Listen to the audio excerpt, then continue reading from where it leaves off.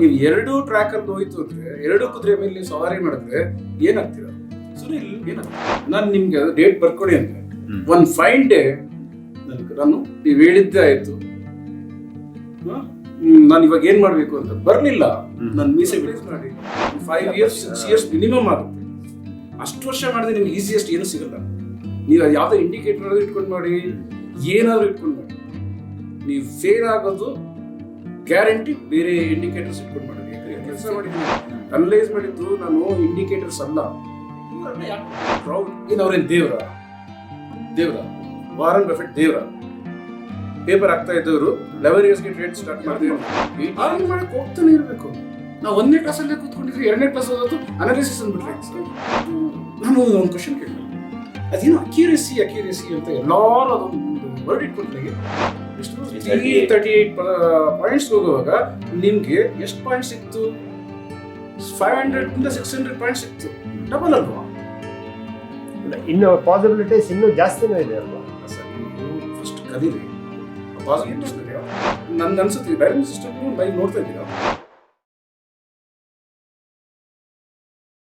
Sir? ಮತ್ತೆ ಹಳೆ ಕ್ವೆಶನ್ಗೆ ಬರ್ತೀನಿ, ಅನಲಿಸ್ಟು ಮತ್ತೆ ಟ್ರೇಡರ್ಗೆ.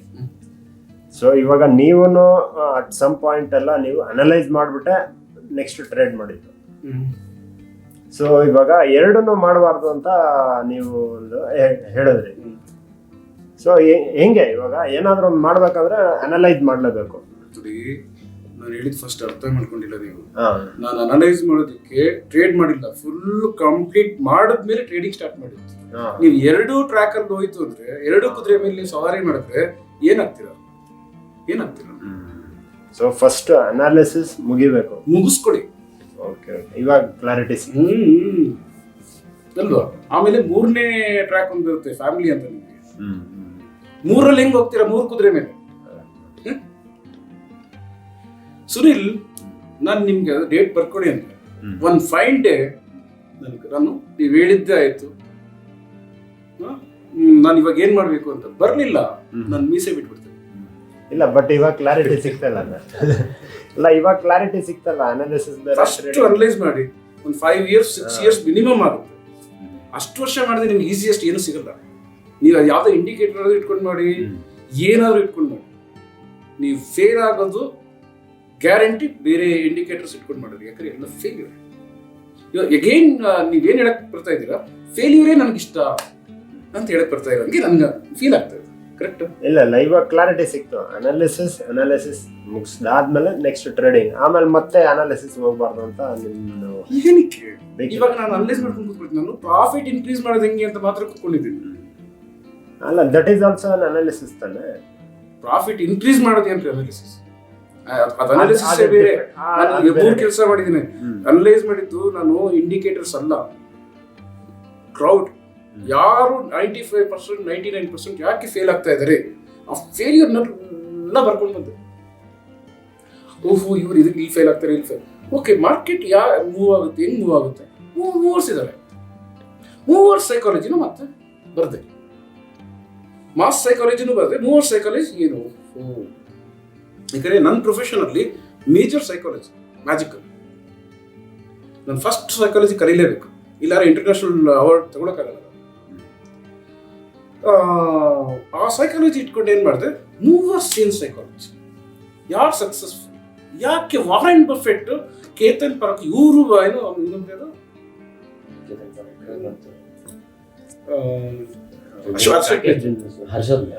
ಅವರೆಲ್ಲ ಅದೇಂಗ್ ದುಡ್ಡು ಮಾಡ್ತಾರೆ, ಇವರೆಲ್ಲ ಯಾಕೆ ಮಾಡ್ತಾರೆ? ಏನ್ ಅವ್ರೇನ್ ದೇವ್ರ? ವಾರನ್ ಬಫೆಟ್ ದೇವ್ರ? ಪೇಪರ್ ಆಗ್ತಾ ಇದ್ದವರು 11 yearsಗೆ ಟ್ರೇಡ್ ಸ್ಟಾರ್ಟ್ ಮಾಡಿದೆ ಅಂದ್ರು. 80 years ಆದ್ಮೇಲೆ ಏನ್ ವರ್ಲ್ಡ್ ಫಸ್ಟ್ ಸೆಕೆಂಡ್ ಬಂದ್ರು, ಏನ್ ವೇಸ್ಟ್. ಅದೇ ಅವತ್ತೇ ಇವ್ರು ಡೈನಮಿಕ್ ಲೈವ್ ಇದ್ಬಿಟ್ಟಿದ್ರೆ ಯಾವಾಗ ಬಂದ್ಬಿಟ್ಟಿದ್ರು ವಿತಿನ್ ನೋ ಟೈಮ್. ಅವ್ರು ಮಾಡಕ್ಕಾಗುತ್ತೆ, ನೀವು ಇವಾಗ ಎಲ್ಲ ನೀವು ಕೇಳೋದಿಲ್ಲ, ಮಾಡಕ್ಕಾಗ್ತಾ ಇಲ್ಲ, ಮಾಡಕ್ಕಾಗುತ್ತೆ. ಅವ್ರು ಏನ್ ಮಾಡಿದ್ರು? ಅವ್ರದ್ದೇನು ಸೈಕಾಲಜಿ? ಎರಡನ್ನೂ ಅನಲೈಸ್ ಮಾಡಿ ಕೂತ್ಕೊಂಡು ಏನ್ ಮಾಡ್ಬೇಕು ಅಂತ ಥಿಂಕ್ ಮಾಡೋದು. ನನ್ಗೆ ಇದು ಬೇಕಾ, ಇದು ಬೇಕು, ಎರಡಲ್ಲಿ ಯಾವ್ದು ಬೇಕು? ನನ್ಗೆ ಸಕ್ಸಸ್ ಬೇಕು. ಈ ಕ್ರೌಡ್ ಬೇಡ, ಕುರಿ ಮಂದಿ ಬೇಡ ಅಂತ ಒಂದೇ ಎರಡಲ್ಲಿ ಹೇಳ್ಬೋದು. ಹಂಗೆ ಕೌಂಟ್ ಅಲ್ವಾ ಕ್ರೌಡ್ ಅಂದ್ರೆ? ಅಂದ್ಬಿಟ್ಟು ಅಲ್ಲಿ ಕುತ್ಕೊಂಡು ಮಾಡಿ. ಇಲ್ಲೇನು ಪ್ರಾಫಿಟ್ನ ಎಂಟ್ರಿ ನೋಡಿ. 2006 ಅಲ್ಲಿ ಇಯರ್ಲಿ ಸ್ಟಾರ್ಟ್ ಮಾಡಿದ್ದು 100%. ಅನಲೈಸ್ ಮಾಡೋದು ಸಕ್ಸಸ್ಫುಲ್ ಆಗಿ ಅನಲೈಸ್ ಮಾಡೋಕೆ ಗೊತ್ತಿರಬೇಕು. ಆಮೇಲೆ 1 year ಅಲ್ಲಿ 1000% ಹೇಳ್ಕೊಡುತ್ತೆ ನಮಗೆ. ಆಮೇಲೆ ಅದೇ ಮತ್ತೆ ನಾನು 5.1 ಡೈನಾಮಿಕ್ ಸಿಸ್ಟಮ್ ಅಂತ ತಂದಾಗ 1500% ಇನ್ಕ್ರೀಸ್ ಮಾಡಿದೆ. 6.1 ಅಂತ ಬಂದಾಗ 2500% ವರೆಗೂ ಹೇಳ್ಕೊಂಡೋಗಿ ಅರ್ನ್ ಮಾಡೋದು. ಅರ್ನ್ ಮಾಡಕ್ಕೆ ಹೋಗ್ತಾನೆ ಇರಬೇಕು. ನಾವು 1ನೇ ಕ್ಲಾಸಲ್ಲೇ ಕೂತ್ಕೊಂಡಿದ್ವಿ, 2ನೇ ಕ್ಲಾಸ್ ಓದೋದು ಅನಾಲಿಸಿಸ್ ಅಂದ್ಬಿಟ್ರೆ ಸರ್. ಎಕ್ಸಾಮ್ ಕೊಟ್ಟು ಪಾಸ್ ಆದ್ಮೇಲೆ ಅದಕ್ಕೆ ಒಂದನ್ನು ಮಾಡಾದ್ಮೇಲೆ ಅದ್ರ ಮೇಲೆ ಫುಲ್ ಮೈಂಡ್ ಸೆಟ್ ಕೂಲಾಗಿ ಕೂತ್ಕೊಂಡು ಡೈಲಿ ಟ್ರಾನ್ಸೆಂಡೆಂಟಲ್ ಮೆಡಿಟೇಷನ್ ಮಾಡಿ, ಇಲ್ಲ ಆಲ್ಫಾ ಮೆಡಿಟೇಷನ್ ಮಾಡಿ, ಕಂಪ್ಲೀಟ್ ಮೈಂಡು ನಿಮಗೆ ಚೇಂಜ್ ಆಗಲ್ಲ. ಈಗ ಏನು ಮಾರ್ಕೆಟ್, ನಾನು ಒಂದು ಕ್ವಶನ್ ಕೇಳಲ್ಲ, ಅದೇನು ಅಕ್ಯುರೇಸಿ ಅಂತ ಎಲ್ಲರೂ ಅದೊಂದು ವರ್ಡ್ ಇಟ್ಕೊಂಡ್ರೆ ಅದೇನು 87% ಅಕ್ಯುರೇಸಿ, 80% ಅಕ್ಯುರೇಸಿ, 90% ಅಕ್ಯುರೇಸಿ. ಆದ್ರೆ ಏನರ್ಥ ಅದೊಂದು ಹೇಳಿ ಈ ಅನಾಲಿಸಿಸ್ ಹೇಳ್ತೀವಿ. ಅಂದ್ರೆ ಕೆಲವು ಅವಾಗಲೇ ಹೇಳೋದ್ರಲ್ಲ, ಕಾಲ್ಸ್ ಕೊಡೋರು, ಸೊ ಅವರು ನಮ್ಗೆ ಕೊಡೋ ಕಾಲ್ಸ್ ಇಷ್ಟು ಅಕ್ಯುರೇಸಿ ಇರುತ್ತೆ ಅಂದ್ಬಿಟ್ಟು ಅವರು. ಅದೇ ಏನು ಅಕ್ಯುರೇಸಿ ಅಂದ್ರೆ ಮೀನಿಂಗ್ ಏನು? ಮಾರ್ಕೆಟ್ ಅಲ್ಲಿ out of 100 trades their calls 87 times accurate.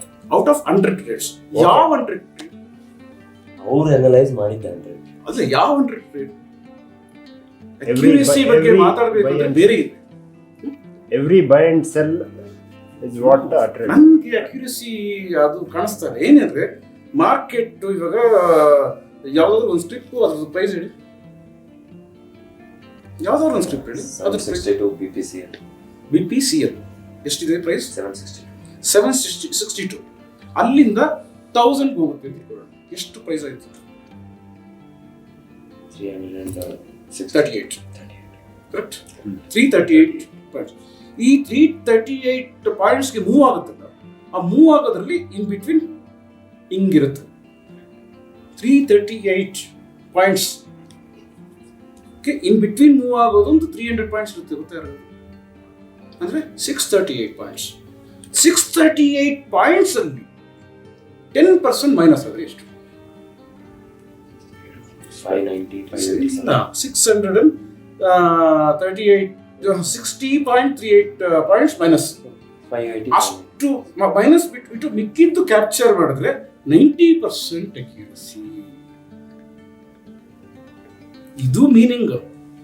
ಎಲ್ಲರೂ ಗೂಬೆಗಳ ತರ ಕೇಳ್ತಾನೆ ಇರ್ತಾರೆ ಅದನ್ನ ಅಕ್ಯುರಸಿ ಅಂತ. ಏನಕ್ಕೆ ಹೆಂಗ್ accuracy? Market full capture 100% capture ಮಾಡಿ, ಎಷ್ಟು ಮೂವ್ ಆಗಿದೆ ಅಷ್ಟು ಕ್ಯಾಪ್ಚರ್ ಮಾಡಿಬಿಟ್ಟು ಅದರಲ್ಲಿ ಮಿಸ್ಸಿಂಗ್ ಪಾಯಿಂಟ್ ಇದೆಯಲ್ಲ, ಅದು ಅಕ್ಯುರಸಿ. ಯಾಕೆಂದ್ರೆ they are not professional traders but successful traders. Professional ಹೋಗಿ ರೀಚ್ ಆಗ್ಬೇಕಾದ್ರೆ ಯೂಜ್ ಫಂಡ್ ಬೇಕು. ಆ ಯೂಜ್ ಫಂಡ್ ಹಾಕಿದಾಗ 99%, 97% ಅಕ್ಯುರಸಿ.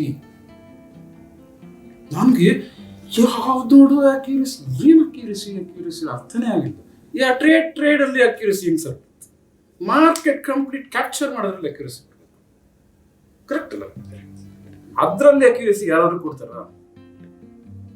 ಯಾರಾದ್ರೂ ಒಂದ್ ದಿಲ್ಲಿರೋ ಪರ್ಸನ್ ಇದಾರ? ಹೋಗ್ಲಿ, ಗೊತ್ತಿದೆಯಾ ಈ ತರ ಬೇಕು ಅಕ್ಯುರಸಿ ಅಂತ ಬರೆಯೋಕ್ ಮುಂಚೆ ಇಂಗ್ಲಿಷ್ ಬಂದ್ಬಿಟ್ರೆ ಸಾಲದು. ಅಕ್ಯುರಸಿ ಅಂತ ಬರೆಯೋಕ್ಕೆ, ಪರ್ಸೆಂಟೇಜ್ ಬರೆಯೋಕ್ಕೆ ನಂಬರ್ ಬಂದ್ರೆ ಸಾಲದು. ಕರೆಕ್ಟ್ ಮೀನಿಂಗ್ ಗೊತ್ತಿದೆಯಾ?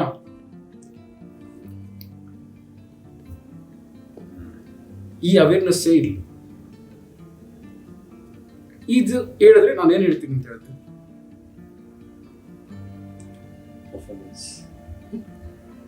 ಸಾಫ್ಟ್ವೇರ್ ಎಷ್ಟು ಪರ್ಸೆಂಟೇಜ್ ಇದು ಮಾಡಬಹುದು ಅಂತ. ನಮ್ಮ ಸಾಫ್ಟ್ವೇರು ಮಾರ್ಕೆಟ್ ಮೂವ್ ಅಲ್ಲಿ ಈಗ ಕರೆಂಟ್ ಒಂದು 283%, 300%, 1000% ನೀವು ಕ್ಯಾಪ್ಚರ್ ಮಾಡೋದಕ್ಕೆ ಕಂಪ್ಲೀಟ್ ಒಂದು 80-85% ಕ್ಯಾಪ್ಚರ್ ಮಾಡಬೇಕು. ಪ್ರಾಫಿಟ್ ಅಕ್ಯುರಸಿ ಅಲ್ಲ, ಮಾರ್ಕೆಟ್ ಮುನ್ನ ಕಂಪ್ಲೀಟ್ ಕ್ಯಾಪ್ಚರ್ ಮಾಡುತ್ತೆ. ಅಕ್ಯುರಸಿ ಇವರೆಲ್ಲ ಗಲೀಜ್ ಮಾಡಿಟ್ಟಿದ್ದಾರೆ, ಅದು ನಮ್ಗೆ ಮಾತ್ರ ಇಷ್ಟ ಅಲ್ಲ.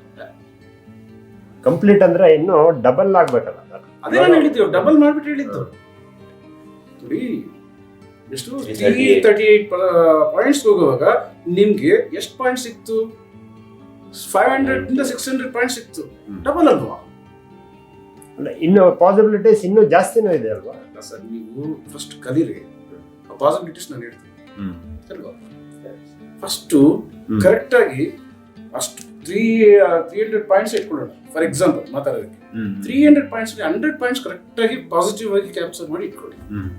ಆಮೇಲೆ ಮಾತಾಡಿ ಅದ್ರ ಬಗ್ಗೆ ಅಲ್ವಾ? ಕರೆಕ್ಟ್ ಅಲ್ಲ? ಕರೆಕ್ಟ್. ಫಸ್ಟು ನೀವು ಏನು ಮಾಡ್ತೀರಾ? ನನ್ಗೆ ಅನ್ಸುತ್ತೆ ಡೈರೆಕ್ಟ್ ಸಿಸ್ಟಮ್ ಲೈವ್ ನೋಡ್ತಾ ಇದ್ದೀರಾ ಇವಾಗ? ಸ್ವಲ್ಪ ನೋಡಿ, ಆಕ್ಚುಲ್ ಆಗಿ ಇನ್ನೂ ಅಬ್ಸರ್ವ್ ಮಾಡಿಲ್ಲ, ಬಟ್ ಒಂದು ಐಡಿಯಾ ಇದೆ. ಯಾರೋ ಹೇಳಿದ್ದಾರೆ. ಕೆಲಸ ಮಾಡಿ, ನೀವೆಲ್ಲರೂ ಇದೆಯಾ? ನೀವೆಲ್ಲರೂ ಇರೋದು ನೋಡ್ತಿದ್ದೀರಾ? ಎಲ್ಲ ಫರ್ಮಲ್ಲು ಯಾರಾದ್ರೂ ಇದೆಯಾ? ಸ್ವಲ್ಪ ಅಬ್ಸರ್ವ್ ಮಾಡಿ.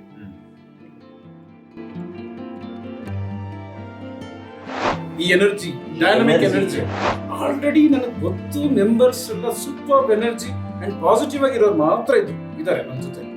ಫಸ್ಟ್ ಅವ್ರ ಕೈ, ಒಳ್ಳೆಯ ಕೈ. This dynamic life is life for only dynamic members, not for street level idiots, street level traders. ಅಲ್ಲೂ ಸುಮಾರು ಕ್ವಶನ್ಸ್ ಇತ್ತು.